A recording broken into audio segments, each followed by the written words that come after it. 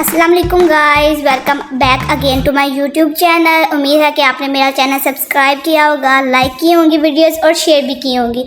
आज हम बात करेंगे फ़िल्टर पर कि फ़िल्टर किस लिए यूज़ होता है।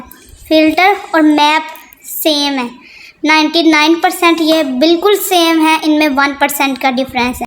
प्रीवियस ट्यूटोरियल मेरा मैप पे था और उससे पहले मैंने फारिच अपलोड किया था और ये फ़िल्टर फंक्शन अब मैं कर रही हूँ। ठीक है, ये तीनों सेम है, इनमें थोड़ा थोड़ा डिफरेंस है। और फ़िल्टर यूज़ होता है कोई भी वैल्यू रिटर्न करवा के एक नई अरे बनाने में हमें हेल्प करता है। ठीक है, अगर वो वैल्यू इसकी कंडीशन को सेटिस्फाई करे तो ही नई अरे बनेगी, वरना नहीं बनेगी। कौन सी कंडीशन है वो मैं आपको बताऊंगी बाद में। पहले हम अपना फ़िल्टर वाला काम फंक्शन लगाते हैं। क्या मैंने लेट एरे 1 नाम से एक वेरिएबल डिक्लेयर किया, उसके अंदर एरे रखी एक, ठीक है, 10 20 30, ठीक है। उसके बाद मैंने लेट न्यू एरे नाम का दूसरा वेरिएबल डिक्लेयर किया, उसमें फ़िल्टर फंक्शन लगाया और कांसल डॉट लॉग करवा दिया उसकी वैल्यू को। जब मैंने उसकी वैल्यू को कांसल डॉट लॉग करवाया तो ये देखिए मैंने गूगल में डॉक्यूमेंट खोला है, उसमें कांसल खोला है, उधर आ रहा है 10 20 30।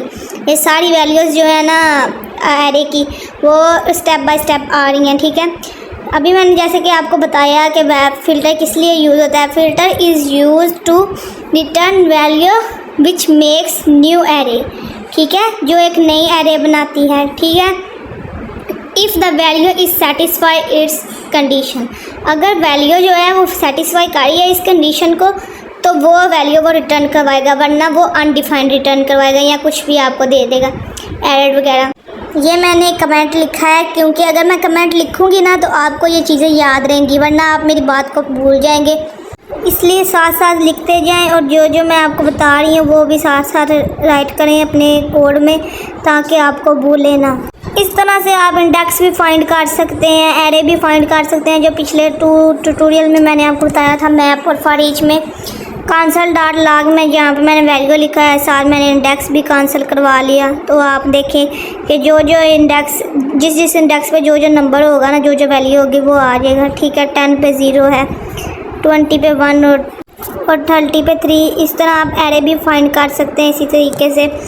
जो है जहाँ पे वैल्यू और इंडेक्स लिखा है ना मैंने फ़िल्टर के अंदर, वहाँ पर आप एरे लिखें।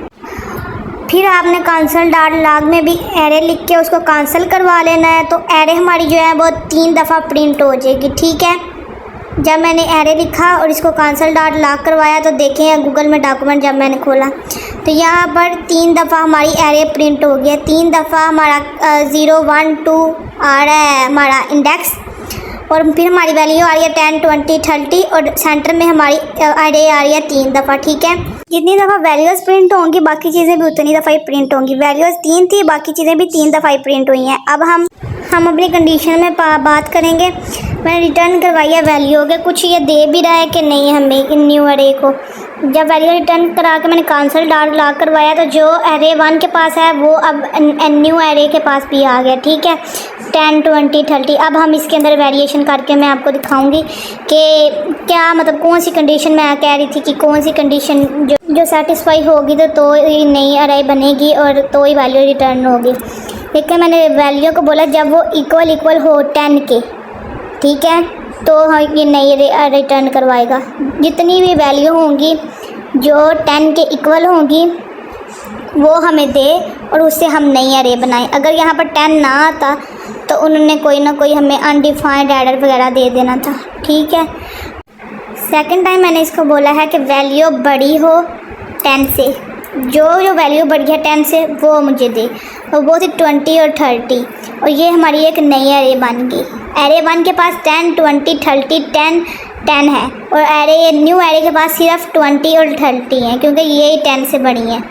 ठीक है, इसके बाद मैंने बोला 10 के इक्वल भी हो, वैल्यू बड़ी भी हो और 10 के इक्वल भी हो।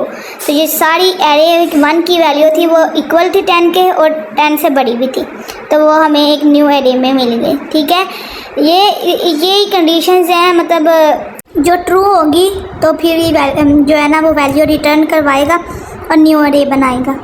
ठीक है, मैंने एरे 2 नाम से एक और वेरिएबल डिक्लेयर किया और उसमें एक नेम वाली एरे रखी, मतलब नाम रखे। फर्स्ट नेम मैंने रखा राहुल, फिर मैंने रखा कुमार, फिर मैंने रखा डैनी। 3 नाम मैंने इसके अंदर रख दिए। नाम रखने के बाद ना मैंने तीनों इसके अंदर मैंने एरे 2 जो न्यू एरे थी ना उसके अंदर एरे 1 की बजाय ना अब एरे 2 दे दिया, ठीक है। और 10 को मैंने रेज किया क्योंकि अब मैं एरे 2 की बात कर रही हूँ, उसमें नेम है और मैंने राहुल लिख दिया। राहुल को पहले मैंने डबल कोट्स में नहीं लिखा इसलिए वो मुझे देखा है उसने अनडिफाइंड दे दिया, एरर दे दिया। फिर मैंने राहुल को डबल कोट्स में लिखा तो देखें उसने राहुल वाली वैल्यू उसने हमें रिटर्न करवा दी। इतना सा काम था। आप अरे के साथ भी कर सकते हैं, जग के साथ भी कर सकते हैं, किसी के साथ भी कर सकते हैं। चलें जी गाइस, आज की वीडियो कंप्लीट हुई। अल्लाह हाफिज़।